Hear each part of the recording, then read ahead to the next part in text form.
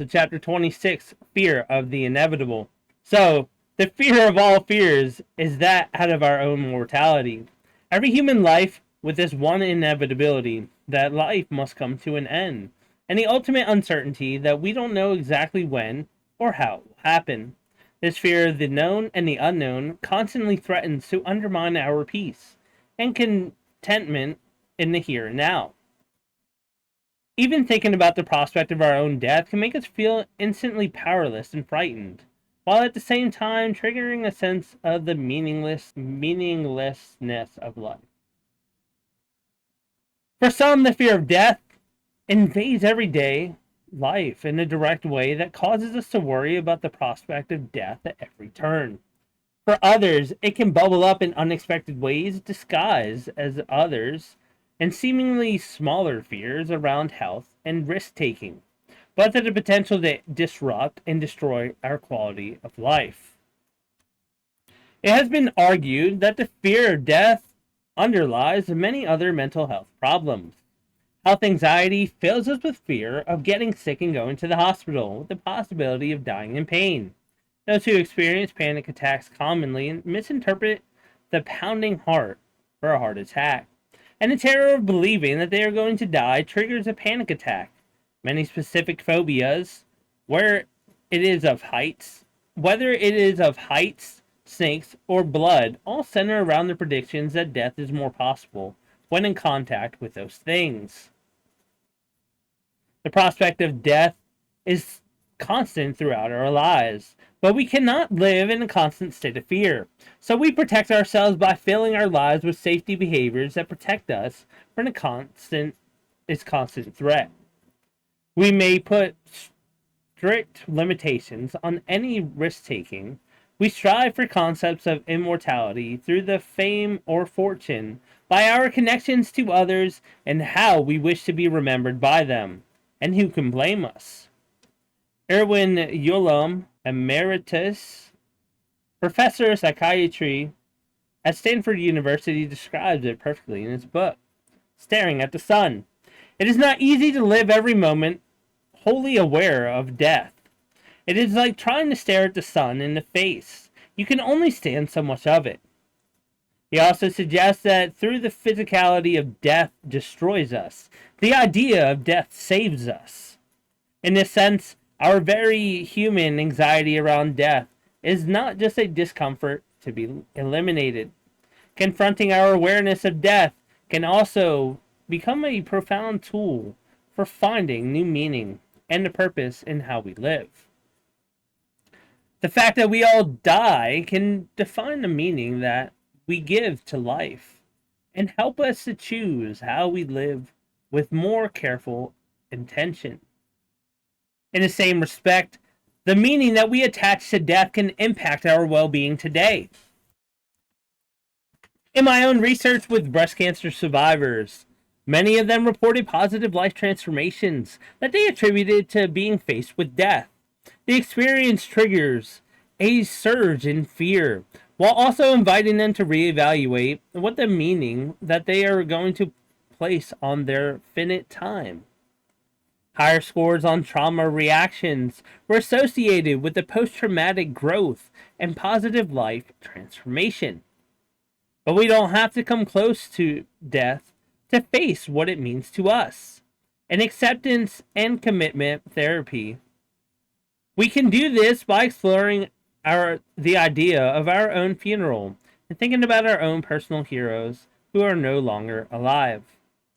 These exercises invite us to consider living not in spite of the fact that it will all end, but because of it. Coming face to face with the question about what you want your life to stand for can open us up to both turmoil and transformation. While it can be painful, it is not dwelling on the anguish, but to empower choice. For example, you can imagine that you have been able to live your life according to what matters most to you. Then you allow yourself to consider what that would look like. If you had lived with the meaning and the purpose that you chose, how would you behave day to day? What would you work hard on? And what would you let go? What would you commit to, even if you might not be able to complete it?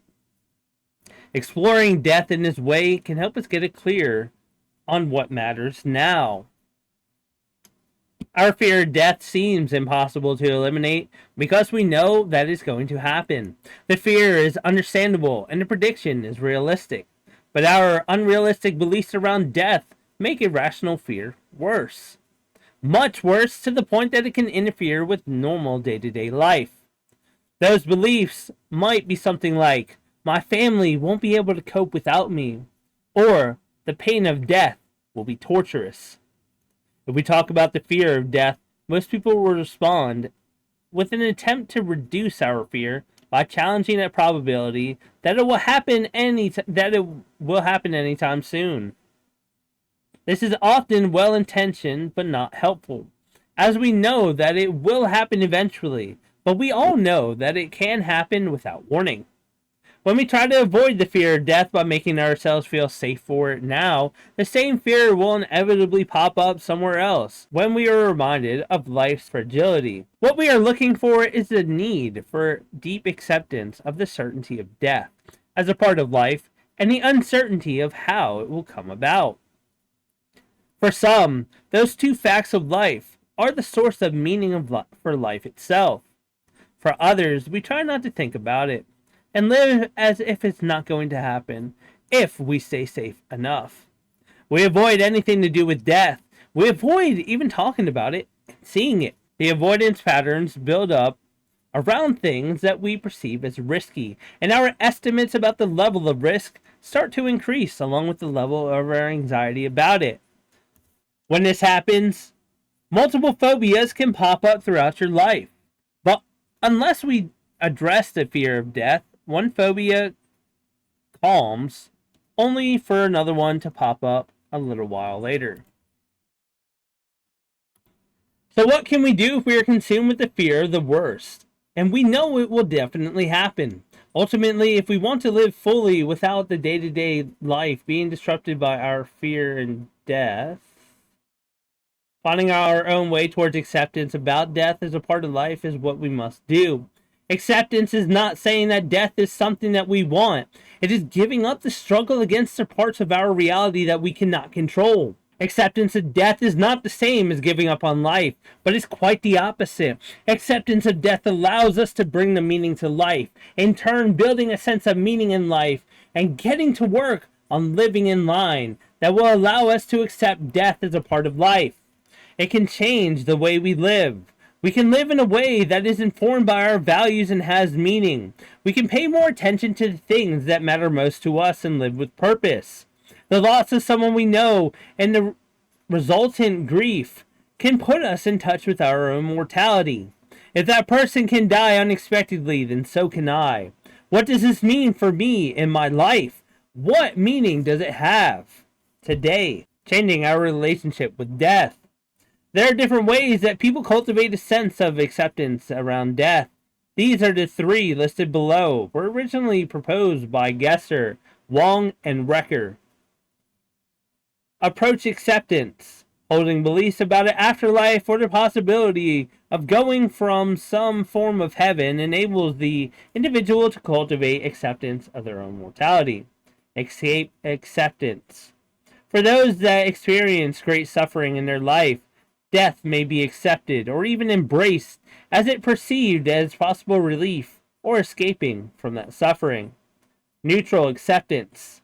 This is when death is perceived as neither desirable nor a means of escape from suffering, but as a natural part of life that we have no control over.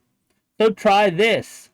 A task that is used in ACT is to imagine being able to write your own epitaph. If you're able to write just a few lines of your own gravestone, what would you most want it to say? This is not a guess at what might others say, but a way for you to explore what you want to stand for, the meaning you wish to live by, starting from today. For anyone that struggles with these exercises, working with the support of a therapist is advisable. Try exploring some of your own beliefs around death that make the fear worse. We hold numerous beliefs about death that are either helpful to us or detrimental. One example might be that death is somehow unfair and we shouldn't have to go through it. Such a belief is likely to feed the anxiety and increase distress when thoughts of death arise. Exploring and taking time to challenge some of those beliefs is worthwhile. However, some of this work is so emotive that it helps to do it alongside someone you trust. That may be someone that you know or a therapist who can help guide you through it. So, your toolkit, writing to unravel our fears around death. Expressive writing on this subject can help us explore fear of death because it allows us to pull away and ground ourselves without losing the thread of our insights and discoveries along the way. You can stop at any time and then return to the task when you are ready. Facing the fear of death is not easy. This is where a highly trained therapist can make a huge difference. For those who don't have access to such options, connecting with a trusted friend or a loved one can be a great support, and this is something we all face. Here are some prompt questions that you can use in journaling therapy or supportive conversations with a loved one. What are your fears around death? How will they show up in your everyday life? What are your beliefs around death? We're different to others. What do these differences tell us? How have your past experiences of ending or loss shaped your beliefs about life and death so far? What behaviors do you engage in that help you feel safe from death? What would you like your life to mean or represent? What footprints would you like to leave after your time here? How can that meaning translate into real actions and choices that you make today and as you move forward into this next chapter of your life? Imagine that you are in the far future near the end of your life and looking back on this chapter that is just the beginning. If you're able to look back with a smile on your face, feeling content and satisfied with the choices that you have made and the way you have approached each day, what would your daily life need to look like? If this next chapter of your life was to become the most meaningful and purposeful, what would it include? If your awareness of death was to enhance your life rather than diminish it, what would it look like? Chapter summary. Our collective fear of death is a fear of both the known and the unknown. For some people, coming close to death brings about a growth and a positive life transformation. Acceptance of death is not the same as giving up on life, but is quite the opposite. Acceptance of death allows us to bring meaning to life. On stress. Chapter 27 is stress different from anxiety. Stress and anxiety are both terms that have become widely used as an umbrella term for a diverse set of experiences. It is not unusual to hear people say that they were stressed, and so their anxiety got worse. Or they might say the opposite. The result is that most people use the words interchangeably to describe an almost infinite number of experiences. They might be stressed about work deadlines or anxious about finding a spider in the bathroom. You might feel stressed because you had to wait in a queue at the post office that made you late. Or you might also describe dealing with stress as losing your job and struggling to pay your rent. The next person might describe both of these as anxiety provoking. But you'll notice that the two are each given their own sections in the book. The experience that we call stress is constructed through the same mechanisms in the brain as emotions are. Your brain is constantly receiving information from your body about the demand of the outside world and trying to work out how much effort is needed. It tries to match the amount of energy that's being released in the body that demands from the outside world to ensure that nothing is wasted. When our internal psychological state feels well matched to the environment, we mostly interpret that as a positive feeling, even when it involves stress. For example, when you feel pumped and ready for a big sports competition, but when that internal environment is not matched to the demand of the external world, we tend to interpret that as negative. When we are tired but wired and can't go to sleep, or when we are so stressed that we can't seem to focus on the question in an exam or a job interview. At such times, we tend to experience a prediction that we cannot cope with the current demand. So, stress and anxiety are both associated with states of alertness. But for the purposes of this book, anxiety is associated with the feeling of fear and the excessive worry thoughts that come along with that experience. In contrast, the stress that you feel in line at the post office would have a different meaning of that anxiety. If you felt stressed in the line, that might be because you had a tight schedule of things to get done that day. That spike in stress would increase your alertness to help you make a decision about whether to continue in the line or reprioritize in order to meet your expectations of the day. If the feelings of anxiety, it is likely to be associated with worry thoughts and predictions that something threatening or dangerous might happen. So while the mechanisms of stress and anxiety are the same, we conceptualize them in different ways. If you're lying in bed and hear glass breaking downstairs, your stress response will fire up, but you are more likely to frame that sensation as anxiety and fear. You might have the urge to fight off that threat or escape. Just blast them. That same stress response is given different meaning when you are carrying around the threat of unemployment or struggling to manage the demands of both a job and parenting. Those things are not perceived as immediate danger. We cannot fight them or escape them in the same way. So when we have simplified that stress response down to a fight or flight, in reality, there are many ways in which the threat response can vary. There can be differences in the ratio of hormones released, cardiovascular changes, and other psychological responses, physiological responses that combine to form different psychological experiences and different behavioral urges. We feel stressed when our brains are preparing us to do something. Whether that thing is to get up in the morning, start a work presentation, or to drive your car, your brain gives out different energy to increase alertness and ensure that you are ready to react to your environment, whatever that may be. Cortisol, which we all think is a damaging stress hormone, is actually enabling the quick release of energy in the form of glucose into your bloodstream for fuel. Your lungs and heart start working faster to deliver the necessary energy from oxygen and sugar to the major muscles in the brain. The adrenaline and the cortisol then help your muscles to make the most efficient use of that energy.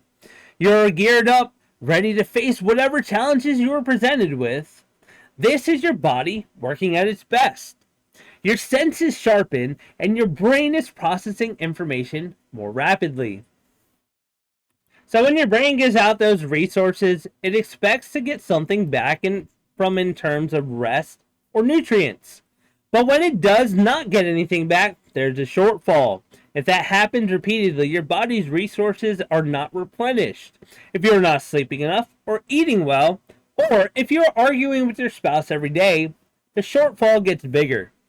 Over time, that depleted body struggles to defend itself and becomes vulnerable to illnesses. If you are faced with a threat to your survival, the experience will be fight or flight response. But when you perceive a stressful situation that is not such an imminent threat, you may experience more of a challenge response, which allows you to rise to the challenge in much the same way. But the sensations feel like less intense fear and more like agitation to move. Anticipatory stress is experienced when we can predict that something is stressful is coming up and will demand a lot from us. You know you're going to feel nervous and stressed in that job interview next week, so you start anticipating that challenge ahead of time. When we get it wrong and keep predicting that we will face a challenge that we cannot cope with, we become anxious as we start to feel the physiological and psychological distress of a discomfort of that stress. When the stress is triggered by a physical threat, and the body is activated to move. The process of moving and reaching safely invites the body to come back to a baseline. But if we keep triggering the stress response for the psychological reasons, then the physiological upheaval of that day, if the feeling was anxiety, it is less likely to be associated with worry thoughts and predictions that something threatening or dangerous might happen. Emote. Hey, stop! All right. But if we keep triggering the stress response for those psychological reasons, and the physiological upheaval is not so short term, and there is no clear path for bringing back calm, that is when we start to get into trouble with effects on physical health, mental health, and behavior. So, chapter summary. The terms stress and anxiety are often used interchangeably. When we are able to meet the demands of our environment, we tend to feel good, even when that involves stress. When we feel as stress is in our brain is preparing us to do something. The brain allows the release of energy to increase your alertness and react to your environment. We conceptualize anxiety as a more fear-based response. But this is one way the overall stress response can meet to your needs. Chapter 28. Why reducing stress is not the only answer. Reducing stress when we can is generally a good idea. By reducing the stress in your life is so frequently offered as a stress management solution. And it has never sat comfortably with me. One reason that it is a vague term that nobody really knows what to do with. And the second is because many stressors are non-negotiable. While some stress in our lives is stress that we choose, the stress leading up to a sports competition or preparing for a big event like a wedding, the most intense stress that we face is often not optional. A high-pressure situation might be a boxer entering a ring, but it might also be entering the hospital to find out the results of your biopsy. It is working through your finances and realizing you might lose your home. These are the moments that bring huge stress responses and they need real-time tools to help us deal with those in the healthiest, most efficient ways possible. We humans have a love-hate relationship with stress. We love the thrill of a horror movie or the speed of a roller coaster or a car. We actively choose those spikes in our stress response and we anticipate them with huge excitement. We may feel out of control, but we know it is just for a moment. We feel afraid, but at the same time, we trust we will live to tell the tale. We maintain enough control to stop the experience at any time. Too little stress and life is boring. Just enough and life is engaging, fun, and challenging. Too much of it all and all those benefits can be lost if the price is right. We need to find balance between predictability and adventure. In the same way that all emotions are not bad, stress is not all bad either. It is not a malfunction or a weakness in our brain or body. It is a series of signals that we can use to help understand what we need. Stress has a positive effects in the short term. The release of adrenaline in the stress response helps to fight both bacterial and viral infection in the body. It increases heart rate, sharpens cognitive function, and dilates the pupils. All this helps you to narrow your focus, evaluate your environment, and respond to the needs and demands on you. We are led by the popular view that stress is an outdated survival mechanism that is no longer necessary.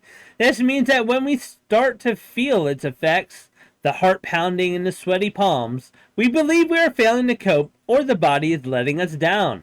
It is seen as a fault in the system or a signal of a disorder that needs to be shut down. But the story is not so black and white. Stress is not always harmful, and our main aim does not always need to be to eliminate it. Science has taught us about the dangers of stress, but has also revealed a more complete story about its function. How we can use it to our advantage and how best to replenish our body and mind to stop stress from becoming dangerous.